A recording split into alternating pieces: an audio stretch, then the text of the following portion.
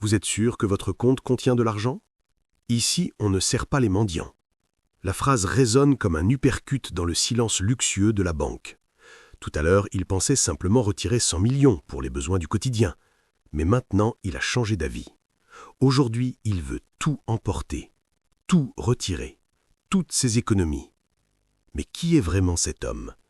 Pourquoi cet inconnu au blouson kaki délavé, avec un bébé endormi contre sa poitrine, ose-t-il pousser les portes automatiques de la Banque impériale du Sahel, là où l'on ne rentre que sur rendez-vous ou avec une carte black? Il avance lentement, chaque pas mesuré. Les regards se poussent sur lui comme des lames. Les murmures deviennent couteaux. Les sourires de façade se transforment en grimaces. Pourtant, il ne tremble pas. Il ne supplie pas. Il attend simplement son tour, comme si ce temple de marbre et de verre n'était qu'un arrêt banal sur sa route. Si cette histoire vous accroche déjà, likez la vidéo, abonnez-vous et activez la cloche pour ne rater aucune révélation qui change la vie. Merci de soutenir Face à la vie. Personne ne devine encore ce qui va se passer. Personne n'imagine le chiffre monstrueux qui va apparaître. Personne ne sait que ce père discret, jugé en quelques secondes, va faire vaciller tout le bâtiment. La suite va vous secouer. Accrochez-vous. Face à la vie, on ne raconte pas des histoires, on révèle des vérités qui dérangent. La ville grondait dehors, chaude et poussiéreuse. Klaxons, motos, cris de vendeurs ambulants. Au milieu de ce tumulte, la banque se dressait comme une forteresse. Façade de verre réfléchissant le soleil couchant, lettres d'or discrètes mais arrogantes. À l'intérieur, climatisation glaciale, sol de marbre noir luisant, murs clairs, lumière tamisée, odeur de cuir neuf, de café cher et de billets neufs. Les clients patientaient, tailleurs sur mesure, costumes impeccables, sacs de marque, on parlait bas de placement, d'investissement, de rendement. Jusqu'à ce que la porte s'ouvre. Un homme entra. Mince, fatigué, barbe de plusieurs jours, cheveux en bataille, vieux blouson kaki, pantalon usé, basket poussiéreuse. Dans ses bras, un pagne propre mais défraîchi enveloppait un bébé qui dormait profondément, visage paisible au milieu de la froideur ambiante. Il s'appelait Malik. Un silence étrange s'installa. Les regards glissèrent, d'abord curieux, puis gênés, enfin méprisants. Une dame avec sac Hermès recula. Un jeune cadre ajusta sa montre nerveusement. L'agent de sécurité hésita, un pied en avant puis s'arrêta. Malik avança sans baisser les yeux, carnet bancaire jauni dans une main, carte d'identité délavée dans l'autre. Il rejoignit la file. Murmure. Il s'est trompé de banque. Avec un bébé en plus. Ici, c'est pas pour la charité. Une femme en tailleur gris-perle recula comme si l'air était contaminé. Son tour arriva. Derrière le comptoir, Aïssatou, 25 ans, sourire professionnel plaqué. Ses yeux le scannèrent. Vêtements, chaussures, bébé. Le sourire se crispa. « Monsieur, vous désirez ?» Malik aspira calmement. « Un retrait, 1 million, pour commencer. » Rictus d'Aïssatou. « Vous êtes certain d'avoir de l'argent ici? On n'est pas une association ?» Rire étouffé voisin, regards amusés. Malik tendit ses documents sans trembler. Aïssatou soupira, tapa les codes avec dédain. Puis l'écran s'alluma. Son visage se figea. Ses doigts se paralysèrent, ses yeux s'écarquillèrent. Le chiffre n'était pas 1 million, c'était un nombre à 9 chiffres. Le silence devint assourdissant. Malik berçait toujours son enfant, serein. Dehors, la ville continuait d'ignorer le séisme qui débutait. Le silence qui suivit fut si dense qu'on entendait battre les cœurs.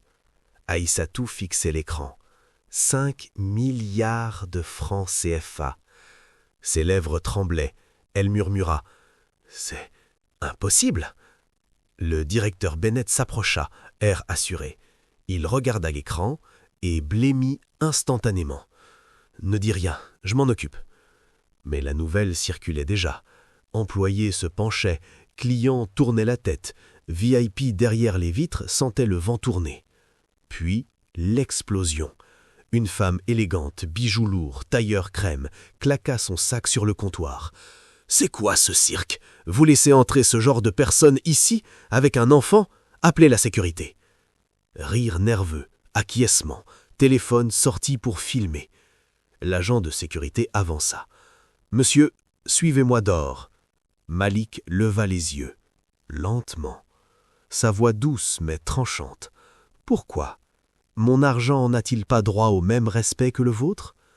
La salle se figea. Même les climatiseurs semblaient retenir leur souffle. Malik poursuivit. « Tout à l'heure, je voulais juste 1 million pour le quotidien. Mais j'ai changé d'avis. Aujourd'hui, je retire tout. Les 5 milliards. Ici. Maintenant. » Souffle collectif. Siège qui grince. Quoi ? Étouffé. Panique visible. Murmure. 5 milliards ? Il veut tout sortir ? Mais qui est ce type ? Téléphone filme ouvertement. Dehors, journaliste rapplique. Foule grossit. Bennett, livide. « Monsieur, on a prévenu le siège. Procédure de sécurité obligatoire. Fourgon blindé en route. Patientez. » Sa voix tremblait. Il savait. C'était un cataclysme. Aïssatou, teint cireux, doigts tremblants sur le clavier. Les moqueurs d'avant fixaient maintenant Malik avec incrédulité et peur. 1 heure passa. Tension insupportable. Bennett arpentait, téléphone collé. Cadre supérieur débarquait, visage tendu, sécurité armée préparée. Dehors, flash, cri des reporters. « C'est vrai pour les 5 milliards ?» Bennett, pas de commentaire. À l'intérieur, Malik s'était assis, bébé réveillé contre lui. Il caressait sa petite tête, calme absolu au milieu du chaos. Les murmures enflaient. Comment un homme comme lui peut avoir 5 milliards ? Il va tout casser ici.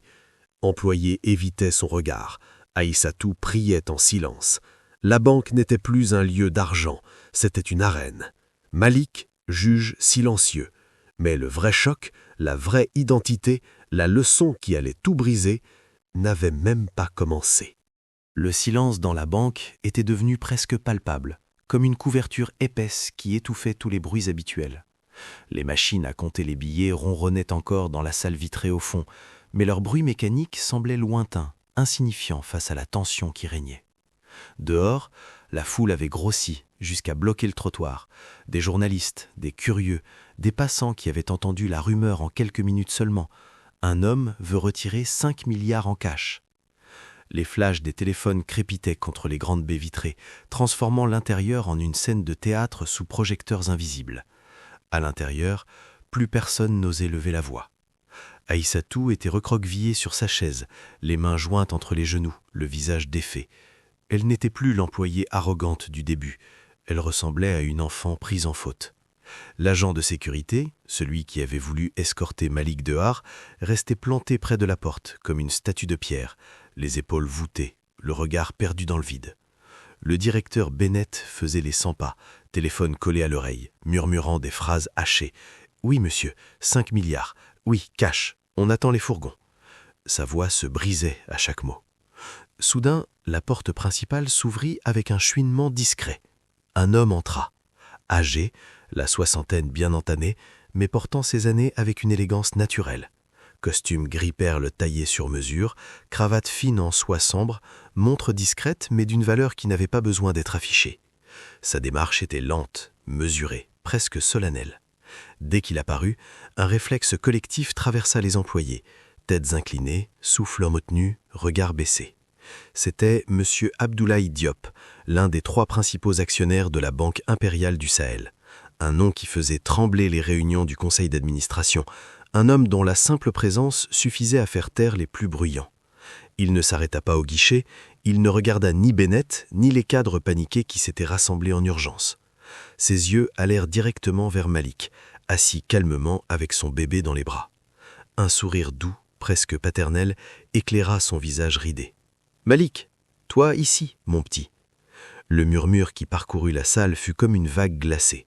Des bouches s'ouvrirent sans qu'aucun son n'en sorte. La femme aux bijoux porta une main tremblante à sa gorge. Aïssatou étouffait un sanglot audible. Malik se leva lentement, avec respect, et inclina légèrement la tête. « Pardon, mon oncle, je venais seulement régler mon compte. Il y a eu un léger malentendu. » Monsieur Diop inspira profondément. Son regard glissa sur toute l'assemblée. Employé figé, client pétrifié, directeur blême.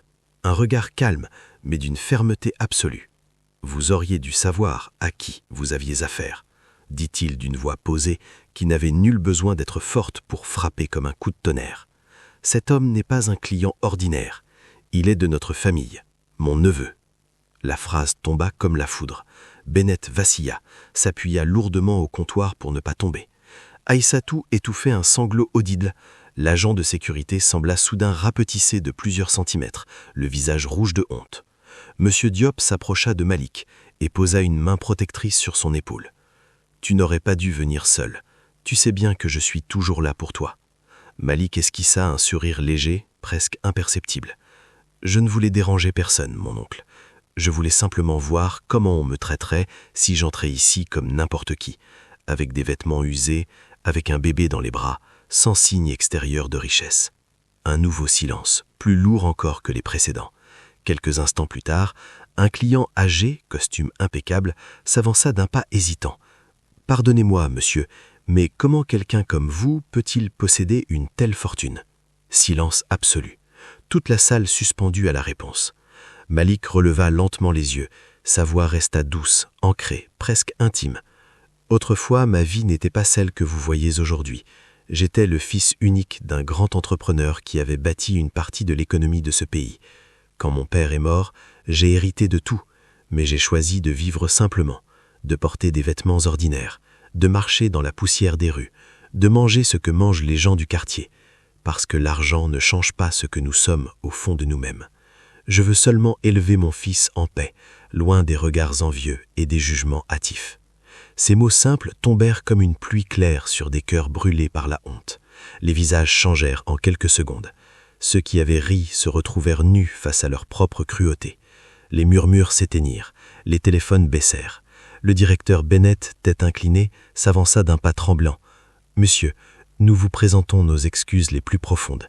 Rien, absolument rien ne justifie le comportement que nous avons eu envers vous. » Au même moment, Aïssatou éclata en sanglots incontrôlables. Ses épaules étaient secouées, ses mains tremblaient. Elle répétait incessamment « Pardon, pardon, je suis désolée, pardon ». Malik berçait doucement son bébé qui s'était réveillé et le regardait avec de grands yeux curieux, inconscient de tout ce drame.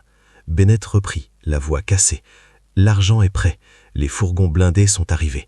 Nous pouvons le transférer ou le livrer où vous le souhaitez. » Malik secoua doucement la tête, un sourire mélancolique aux lèvres. « Je ne retirerai pas cet argent. » Stupeur générale. Bennett cligna les yeux, incrédule. « Pardon ?» Malik continua, le regard clair et droit. « Je voulais simplement voir si dans cet endroit où l'on parle d'humanité, de confiance et de service, on traitait encore les gens avec dignité, même quand ils n'ont pas l'apparence de la richesse.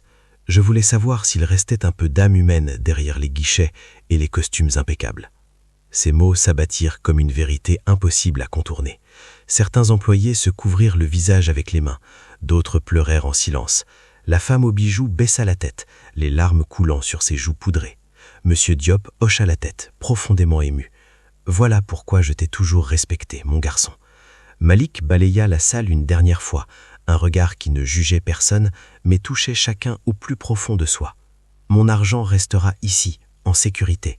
Mais à partir d'aujourd'hui, j'espère que plus personne ne sera jugé sur son apparence, ni sur ses vêtements, ni sur sa voiture, ni sur ce qu'il porte dans les bras, parce que la vraie valeur d'un être humain, elle est là. » Il posa doucement la main sur sa poitrine, au niveau du cœur. Puis il se leva lentement, chaque geste empreint d'une grâce tranquille. Monsieur Diop se plaça à ses côtés, protecteur. Ils avancèrent vers la sortie. Arrivé à la porte, Malik s'arrêta. Il se retourna une dernière fois vers cette salle qui, quelques heures plus tôt, l'avait rejeté de regard. Et avec une chaleur inattendue dans la voix, il dit simplement « J'espère que ce qui s'est passé aujourd'hui fera de nous tous de meilleures personnes. » Un silence immense, chargé de gratitude, de honte et de respect, lui répondit. Les employés s'inclinèrent. Certains clients applaudirent doucement, les yeux humides. D'autres essuyèrent leurs larmes sans honte. Malik franchit les portes vitrées, son bébé serré contre lui, suivi de son oncle. Derrière lui, une banque entière resta figée, bouleversée, changée à jamais.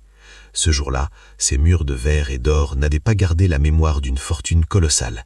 Ils avaient gardé celle d'un père simple, au cœur immense, qui avait rappelé à chacun, par sa simple présence et sa dignité silencieuse, ce qu'est vraiment la valeur d'un être humain. Fin de l'histoire.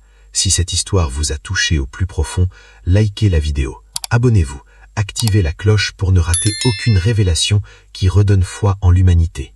Dites-nous en commentaire, avez-vous déjà été jugé sur votre apparence? Partagez cette vidéo, on a tous besoin de ce rappel. Face à la vie, on continue ensemble.